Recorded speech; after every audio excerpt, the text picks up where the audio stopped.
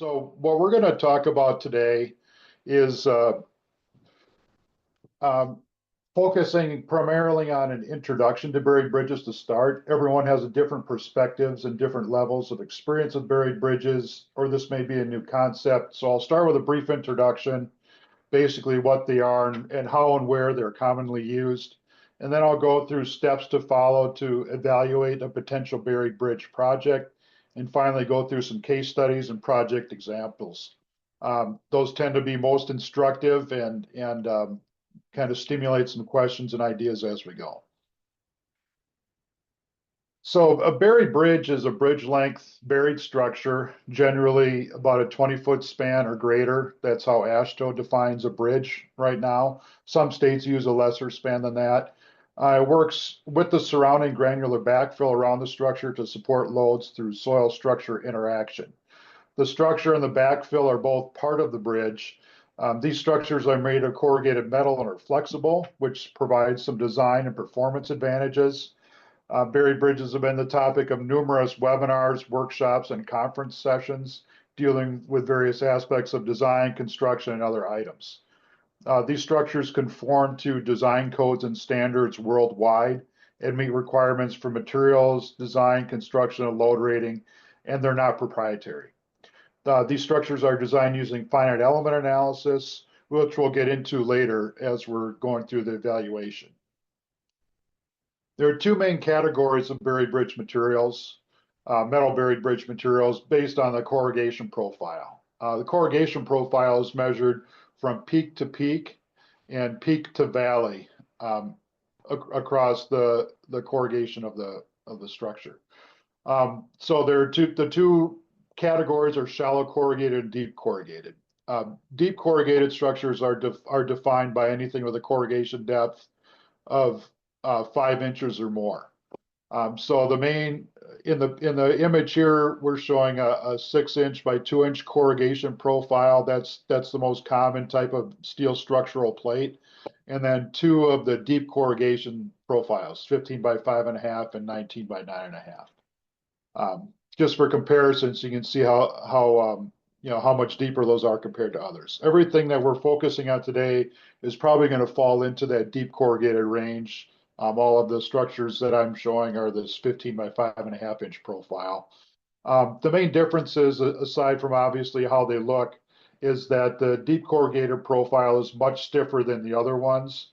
For example, the 15 by 5.5 is about 9 times stiffer than the 6 by 2 profile. And it's over 6 times stiffer than aluminum structural plate, which isn't shown here, but that's a 9 by 2.5-inch profile. The deep corrugated profile uses a higher grade of steel and is at least 33% stronger than shallow corrugated steel structural plate and about double the design yield strength of aluminum. This means that deep corrugated steel structural plate is a material best suited for longer spans and heavier loads, which is why we're getting into the realm of short to medium span bridges with these types of applications. So on this slide, there are just a handful of advantages and applications listed. The most common uses for these types of structures tend to be hydraulic or wildlife crossings or aquatic organism passage structures. Those are pretty common throughout the U.S. Bridge replacements are becoming more common as agencies and engineers are starting to understand some of the accelerated construction benefits with doing that.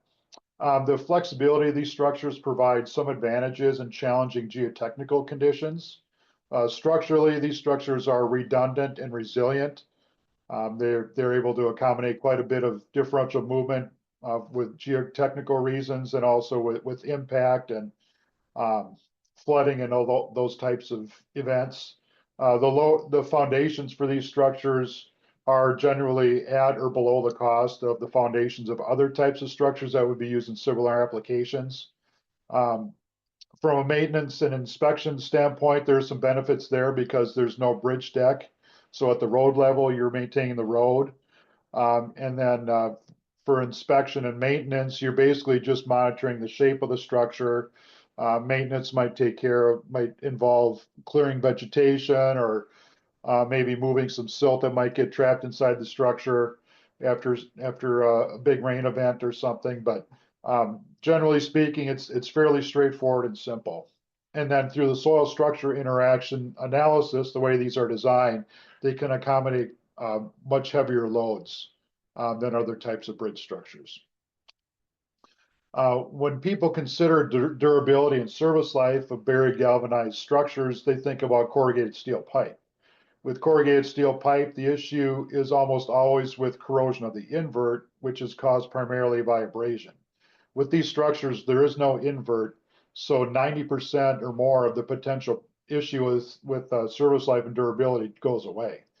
In addition to that, the galvanizing coating on these structures, which are hot dip galvanized, is 50% more than what it is for corrugated steel pipe, and the plate thickness is also much greater, in some cases as high as about 1/3 of an inch thick. Electrochemical requirements for these structures are based on soil and water in contact with the structure. So if a site has low resistivity soils, for example, those would not be used for backfill against the structure. A suitable imported granular material would be used instead.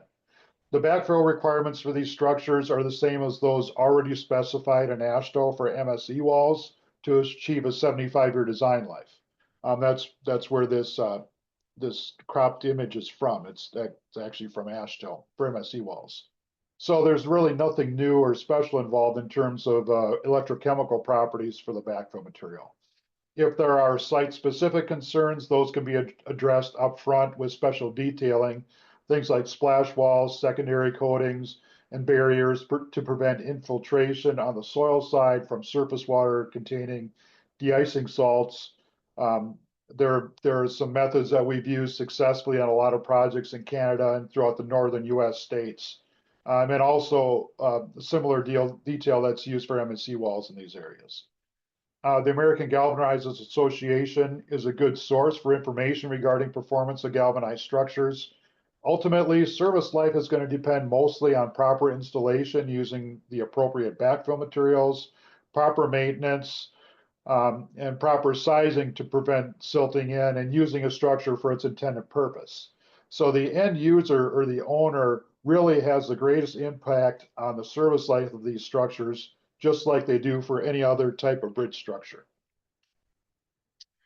So now we'll go on to talking about how to evaluate a buried bridge project as an alternative for any sort of a bridge replacement or a new bridge crossing. This process involves two main phases. The first is feasibility, and then the second is evaluation. With the feasibility phase, you're basically finding if there's a buried bridge solution, and then once you have a working solution, you look at other aspects associated with the use on the project.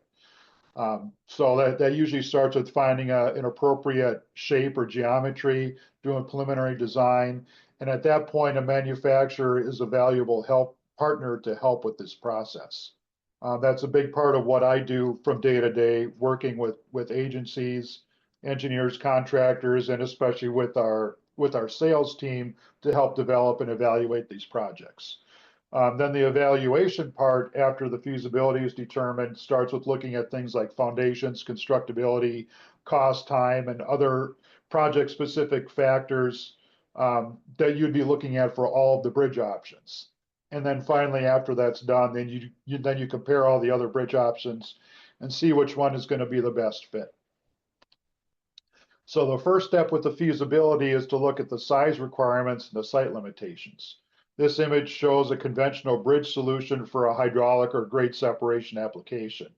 The bridge span here is usually based on site limitations and then foundation or abutment considerations. In this case, we're showing kind of a slope grade coming away from a stream or from a road crossing underneath. They'll determine what length the bridge would need to be. The foundation type is going to depend on the site geotechnical conditions. And then for a bridge or culvert replacement project, this step often starts with a cross section of the existing bridge or culvert crossing, which would include any existing or new grade lines. If the road elevation was going to be changed, or just what the existing embankments look like.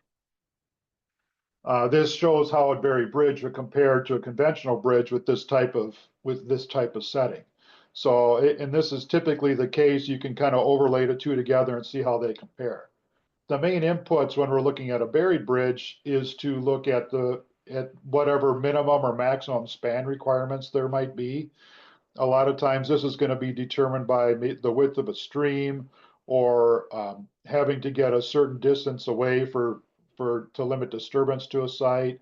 Or if you're replacing a bridge, maybe there's something that prohibits the span from getting too large. So we're just looking at the span limitations there, and then also what is the height limitation between where the base of the structure would be and then the new road elevation. Or if you're replacing a bridge, maybe it would be the low chord of the existing bridge. Basically, what we're looking for is how big of a box do we have to fit the structure into, and then from the sizing part of it, is there a clearance box or some minimum end area or something, what does it have to go around, or what does it have to fit inside of, and then from there, we can look at a lot of different options. Engaging a manufacturer in this process can be very helpful. And that service is usually provided at no cost. I spent the first half of my career in consulting, and now with my current job, I'm doing consulting for free. So take advantage of those resources to help you get the best solution when you're looking at alternatives here. There is a buried bridge option for almost every short to medium span conventional bridge. On most projects, the most efficient and cost-effective buried bridge solution ends up being a custom geometry, although a standard shape from a manufacturer's literature can often be made to work if that's something that you want to do, or that you really want to use. And every manufacturer has different tools available to help with that. So the development of the structure geometry is really the most important input in the analysis and where most of the structure design takes place. This is an example from an actual project where an engineer was looking for a structure that was going to meet a certain inside clearance requirement. So they're providing that here. This is basically a 2-lane highway with shoulders. And then they provided information on the section for where the road elevation was going to be going through the structure as well as over the top, along with just kind of a hypothetical shape. So this was a performance specification, and that's usually a good way to go for these kinds of projects, because it leverages the strengths of the contractor and the structure designer to get them to find the best solution. But if you want to do this process before bidding a project, that can certainly be done as well. And this is the final result from that particular project. So this met the inside clearance requirements, supports the backfill at the appropriate grade. This is a 2.7 million pound mining shovel. This project is near Grants, New Mexico. It's a coal mine haul road crossing over a highway. Just gives you an idea of kind of how really quickly how this works, and then also some of the load carrying capabilities for these types of structures. So if we have some county engineers, I think, are participating today, it gives you a little bit more confidence that you can support some of those heavy agricultural loads, or if you've got a lot of oil and gas production, some of those vehicles are pretty heavy too. So now that we have a geometry that fits, the next step is to do a preliminary design. So I mentioned before that these structures are designed using finite element analysis. And that analysis has design inputs for the foundation soils and the side soils, and also the backfill soil around the structure. This information can be obtained from soil borings or other available site information. If there isn't detailed information available, reasonable assumptions can be made based off anecdotal information, pictures of the site, just general ideas of the geology of the area. In a cut application, the side soils, which is the soil just outside of the engineered backfill zone here, in a cut application, those are usually going to be whatever's present after the excavation is made, and are generally less stiff than the backfill soils, which is shown here. The ASHTO has requirements regarding the minimum width of the backfill material around these structures.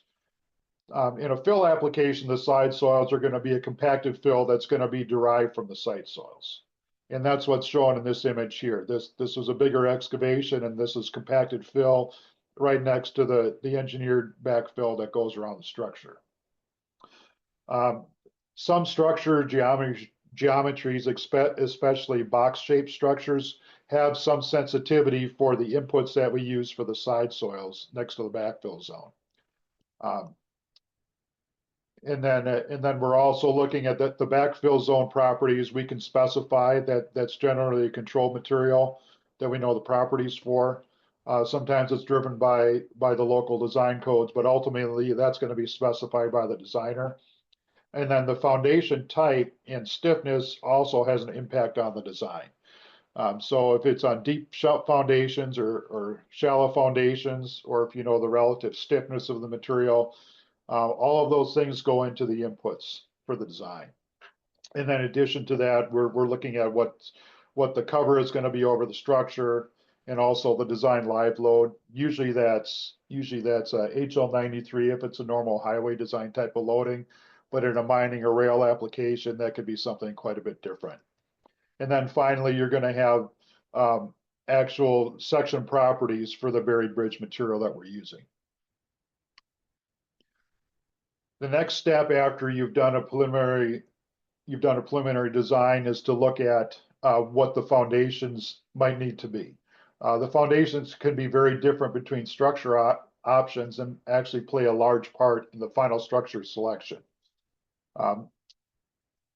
Foundation bearing pressures are generally based on considerations for bearing and settlement. To some extent, you can compare the bearing, you can control the bearing based off some local soil improvement or limited over excavation. So settlement usually ends up driving the bearing pressure used for foundation design. Flexible buried structures can accommodate quite a bit more settlement than typical above ground or rigid structures like precast structures or traditional bridges, which means that since settlement is usually governing the bearing pressure, you can use a higher allowable bearing pressure and or potentially allow for shallow foundations on a site when other structure types may need a deep foundation. So this chart here is an image from an ASHTO bearing resistance chart showing how taking advantage of settlement tolerance for a structural plate flexible structure can impact the design cost. If you're looking at the chart here, the yellow line represents the factor bearing resistance versus the effective footing width for 1 inch of settlement, and the blue line is based off 1.5 inches of settlement. If you look at a 6-foot footing width, based on 1 inch of settlement, we would have about 7,500 PSF for bearing. At 1.5 inches, we're more than double that. This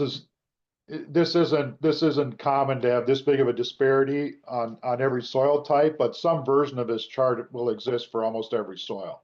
So considering the settlement tolerance of these structures, and some of them I've done based off 2.5 or 3 inches of settlement, can save a lot of money on a project and sort of help you make the budget when all other things are equal. So the next thing after going through that is let's look at some things on the construction considerations and end treatments. So the first thing is to look at who's doing the construction. Is this going to be going out to bid and you're expecting highway civil contractors to do it?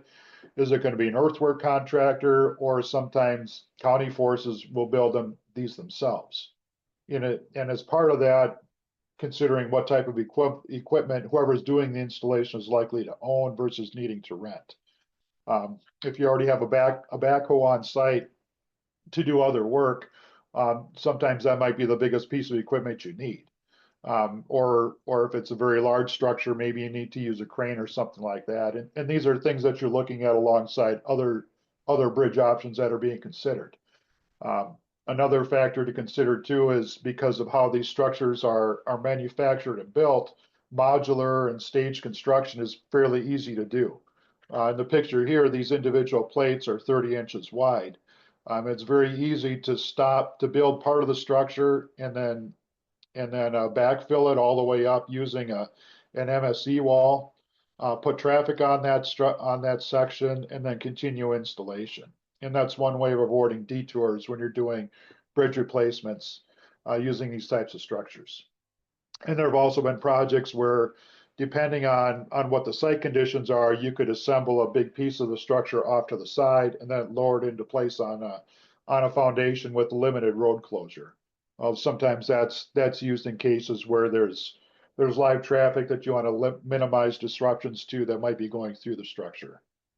And then finally, looking at end treatments, head walls is one option that's used to limit the structure length or the project footprint, or if there's room to let a structure go longer, you can let it run long and then just slope the grades down over the ends, or use something like step bevels there. There can be safety benefits with a longer structure, which would allow for wider shoulders, bike lanes, or sidewalks, things like that, or like in a rural setting, if there's large agricultural equipment, sometimes adding 5 or 10 feet to the effective width of the road as it's going over a bridge can help with safety there too. There is a lot of flexibility depending on the aesthetic requirements, site constraints, and other project-specific factors with the end treatments. So now that we have you have a working buried bridge design solution, and you've got an alternative structures that you might be looking at, and then you've looked at looked at the foundations, constructability, and construction factors, and end treatments, and then other factors that might be site specific that you could compare between the options. So then the next step is to look at the big picture considerations with things like grading, site improvements, project schedule, and other factors. So at this point, you generally have what you need to get a big picture of overall cost and the project intangibles to make an informed decision on which option would work best. If there's no clear winner, it may be worth providing a performance specification that would allow multiple structure types to be considered in more of a design build project delivery method, just a way to get a little bit more competition if that's something that you want.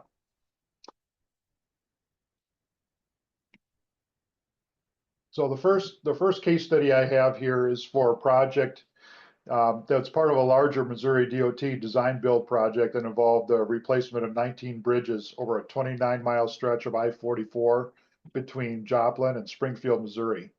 The Route 96 bridge on the left and the County Road 1147 project on the right involved replacing 4 of those bridges with a single buried bridge at each location. The project was developed through a design build process with the design build team consisting of Emery Sapp and Sons as a contractor and a partnership of Lockmuller Group and Parsons Engineering as the engineer. This illustrates part of the process with finding the best geometries.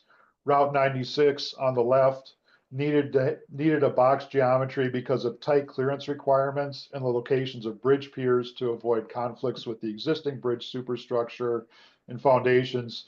So the geometry development was mainly fine tuning to help optimize the foundation locations. So there were a number of geometries overlaid here, but generally the span sort of stayed put. We just kind of adjusted this to accommodate how the road was going through the structure. It was at a little bit of an angle, so we had to widen the clearance box.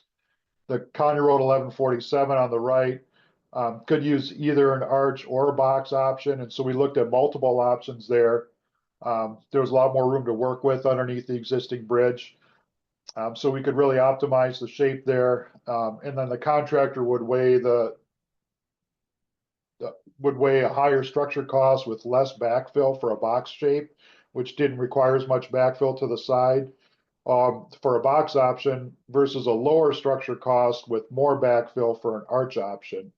And ultimately, they decided to go to an arch on that one.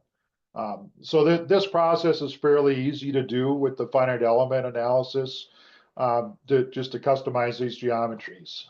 This is what we ended up with for this. So for County Road 96, it was a 40-foot, 6-inch span custom box. And for the County Road 1147, it was a 50-foot, 5-inch span custom low profile arch, a multi-radius arch. We both of these had stem walls to help with road drainage. So the box structure was raised a little bit. That allowed them to sort of maintain the drainage through the structure, and similarly with the arch. We collaborated with the engineers and the contractor for the foundation design, and at both locations, they took advantage of the settlement tolerance of the structures to minimize the footing sizes. Route 96 was crossing I-44 at a skewed angle. So rather than skewing the ends of the structure and having to build a large concrete collar or a head wall to support the cut rings of the structure, we proposed using an unbalanced step bevel. This was an attractive option because it eliminated the cost and time associated with building a concrete head wall or collar for the skew. Whenever you cut through these rings at an angle, you're disrupting the load path. So there needs to be something at the end of the structure to help carry that load and support those cut rings.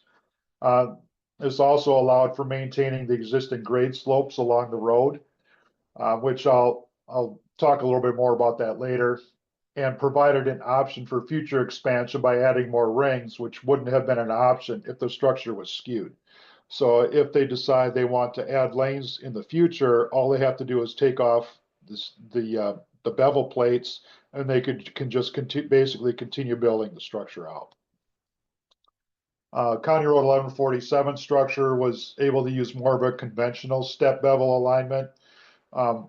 One advantage with the deep corrugated structural plate is that we found that the beveled structures are often able to support the soil loads with little to no reinforcing.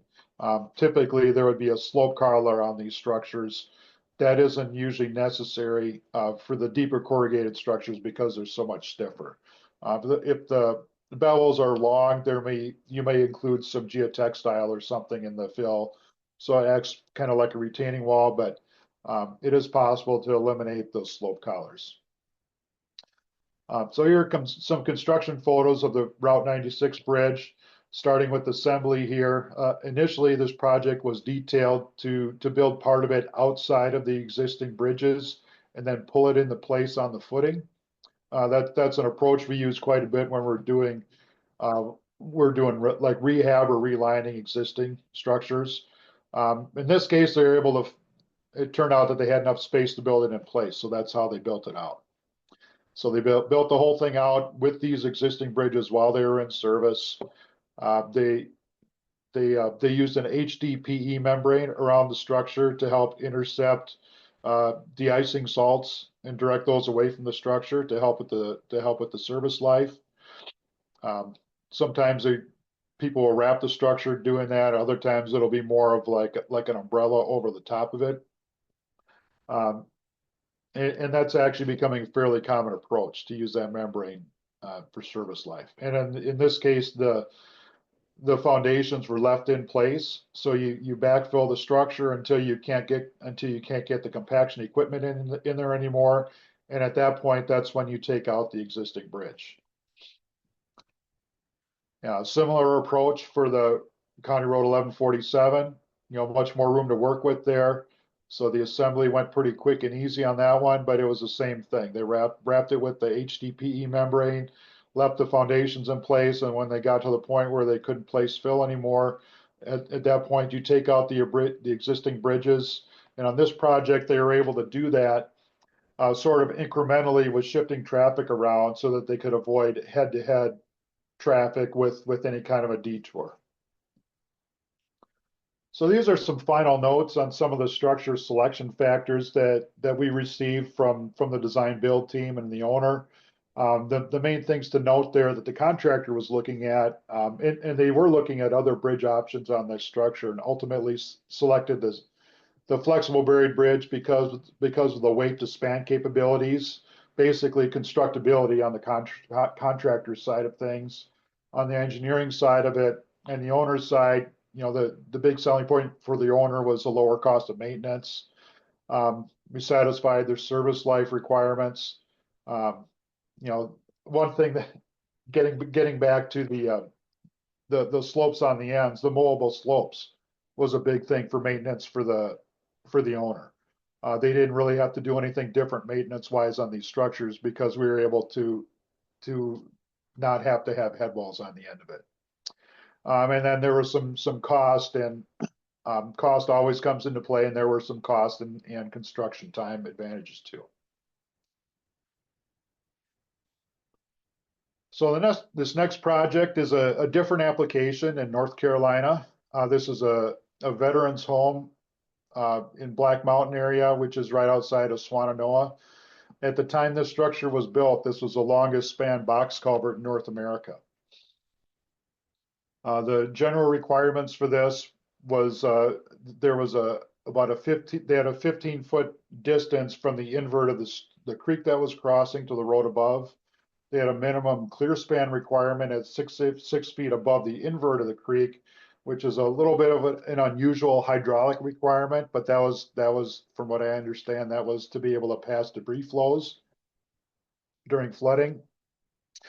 There was some scour concerns to be addressed because of sandy soils.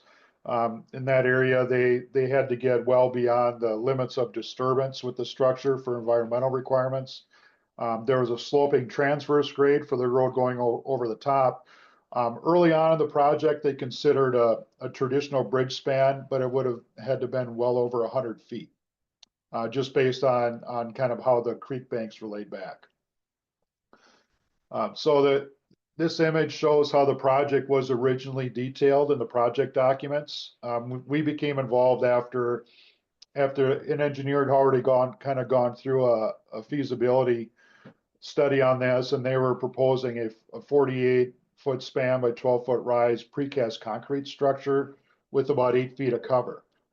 They had a minimum 48-foot clearance requirement at the 6-foot elevation above the stream.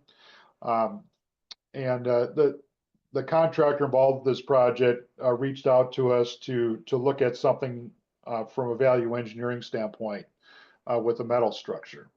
So we were able to take the requirements that were provided to us that were used as the basis for their existing option, and we looked at a flexible buried bridge.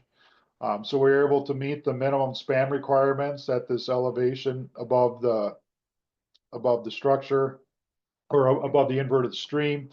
The base of the structure elevation is at the same location as the existing, as the precast concrete version, but we were able to reduce the cover quite a bit just by making the structure a little bit taller. One thing that we also did on this structure was the original precast structure was being supported by a pile foundation. So recognizing the flexibility and the settlement tolerance of the structure, we approached a geotechnical engineer to see if he could give us alternative foundation recommendations based off 2.5 inches of settlement for the structure. And with that, and a little bit of soil improvement, he was able to give us a bearing pressure that would be suitable for a spread footing on this project. So the contractor kind of took all of those things, and we were able to get some pretty decent cost information, which was his primary deciding factor between the precast structure cost and the steel structure cost. So just for the materials and installation for those two bridge materials was pretty comparable. On the left here, you have the precast structure. On the right, the steel structure. The footing size was a little bit bigger than what the pile cap was being there would have been, and there was some additional cost for some soil improvement to be able to use the spread footings.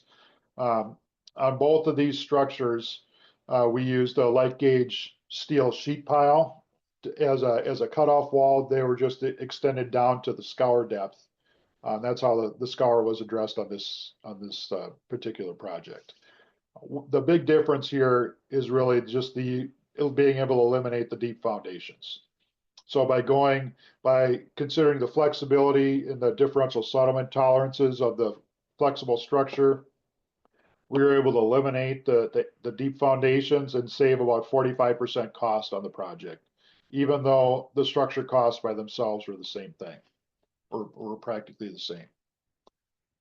So this is partway through the assembly. The light gauge sheet pile cutoff wall actually helped to provide for some excavation support, and we ended up casting the footing right up against it. So there were some construction benefits with that approach too. The structure had used modular block head walls. Since this, at the time this was built, this was the longest span box structure we'd ever made. We included some reinforcing ribs in the crown for additional flexural support.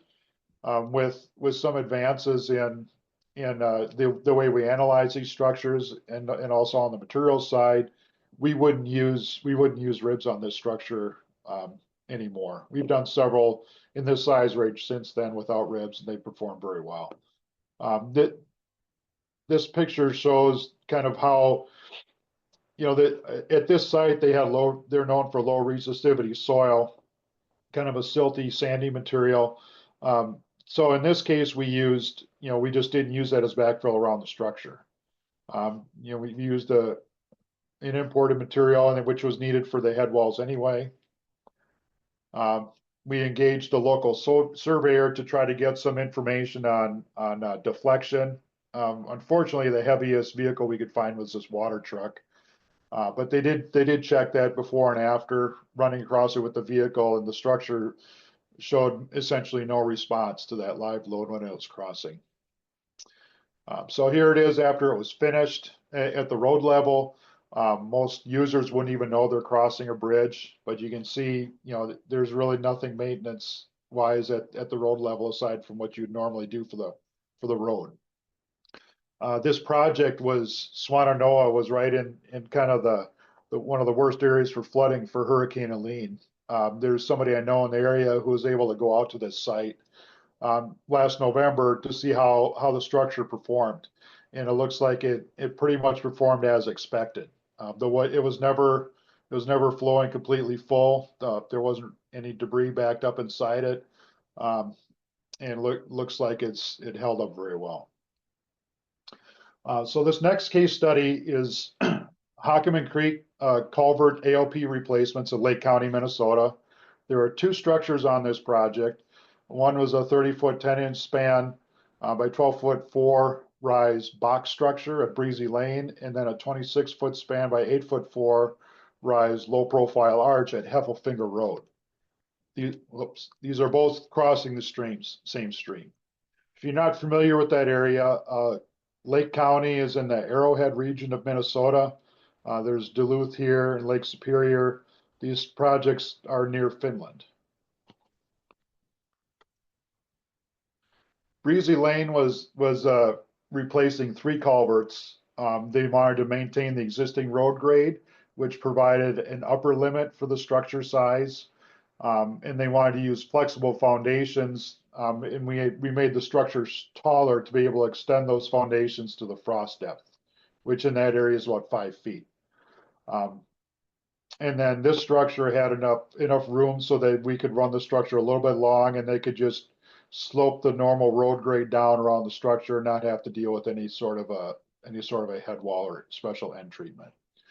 So so in the project drawings, they show the existing and then the future structure grade or future road grade, and they kind of defined what they thought they needed for a minimum structure span to carry the flows from these 3 culverts.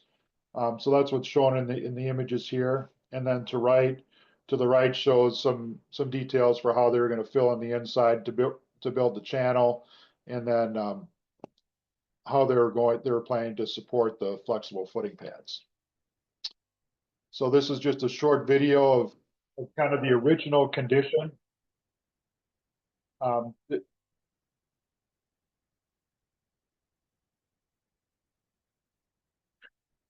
this is an area that gets overtopped every spring, and they have to do a lot of road maintenance.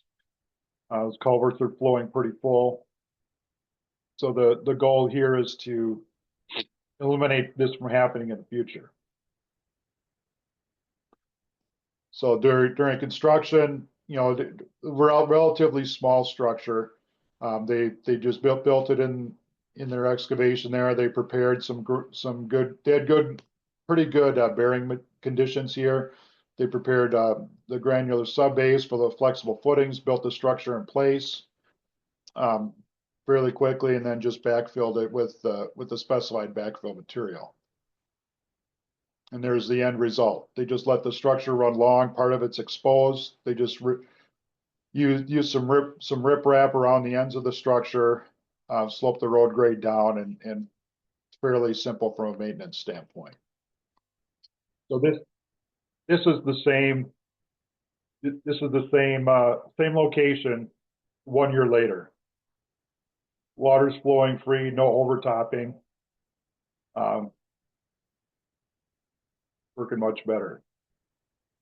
Heffelfinger Road, similar application, and that's at that location, we're replacing 2 culverts. We wanted to raise the road grade a little bit, so we accommodated that by using more of an arch shape. At this location, they didn't really have the site flexibility to be able to run the structure long.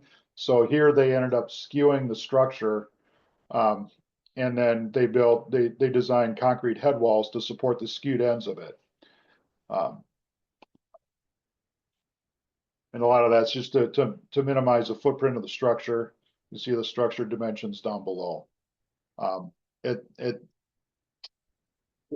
is the same creek on the same day as the other before videos are taken. You know, water's also overtopping in this structure. So that's what we're replacing. They built the structure there fairly quick. You can see what the cut rings look like. They designed the head wall. At this site, they had bedrock relatively shallow, so they did spread footings with foundation walls to kind of direct the path of the stream as it was going through the structure. There it is after it was finished. You know, same time of year, a year later.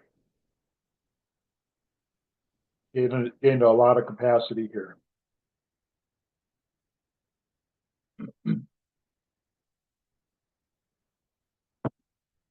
So I'm just going to wrap up with just some additional project snapshots to give you an idea of a few more applications, and there's some different types of end treatments in here too. This one is in Spokane. This was a phased construction, 30-foot span arch with 40 feet of cover.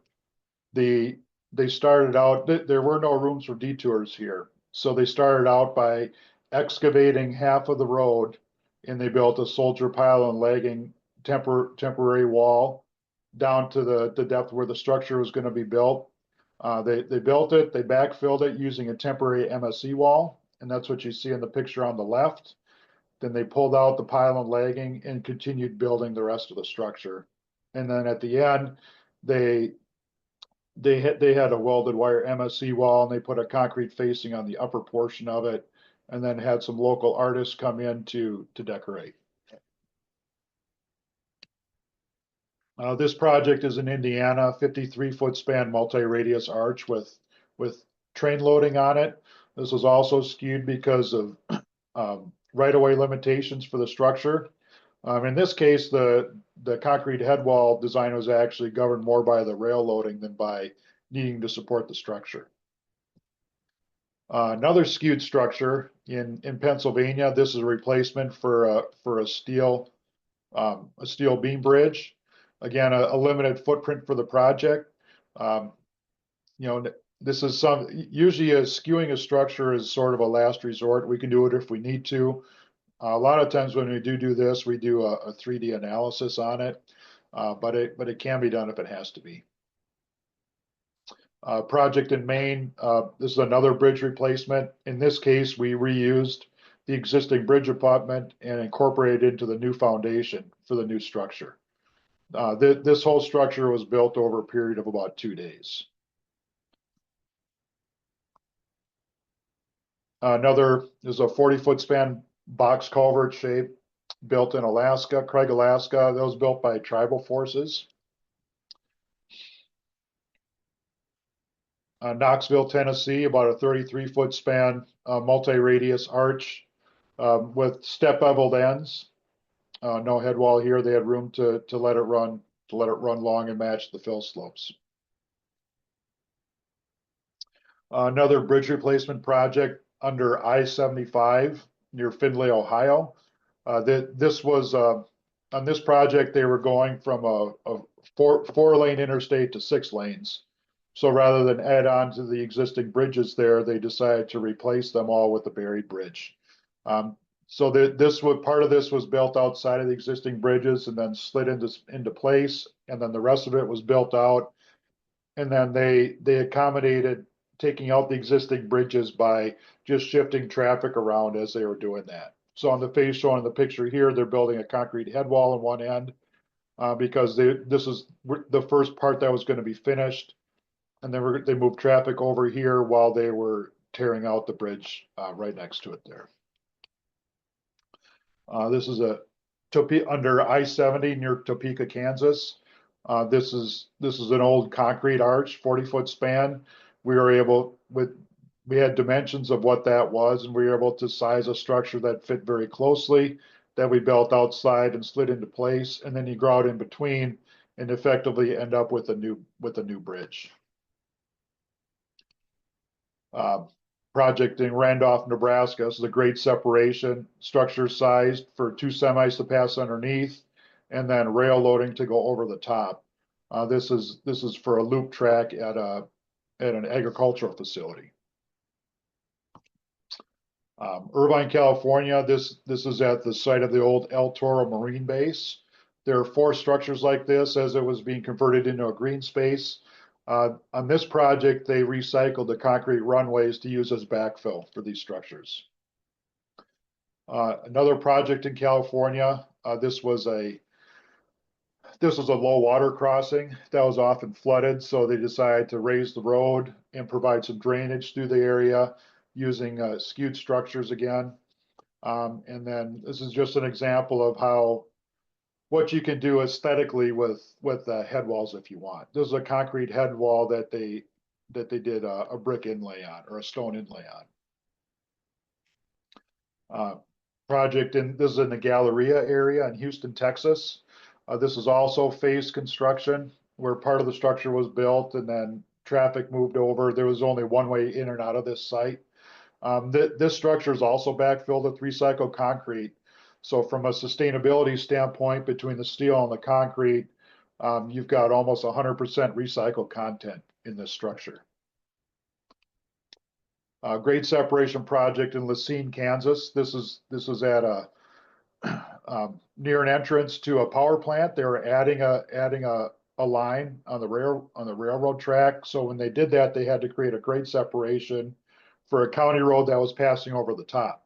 So we worked with the engineer and the contractor to find the best way to size and align a structure for that.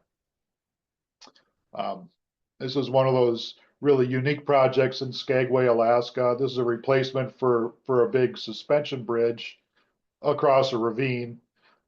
We had a 75-foot span structure there that we designed to carry about 5 feet of concrete, and from there on up, it was backfilled using roller compacted concrete.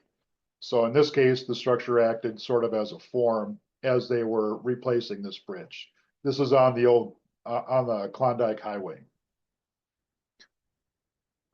And then an example of a wildlife crossing up in Banff, Alberta. There are a number of structures very similar to this throughout Canada and in the US and other parts of the world. So that concludes my presentation. I appreciate your time.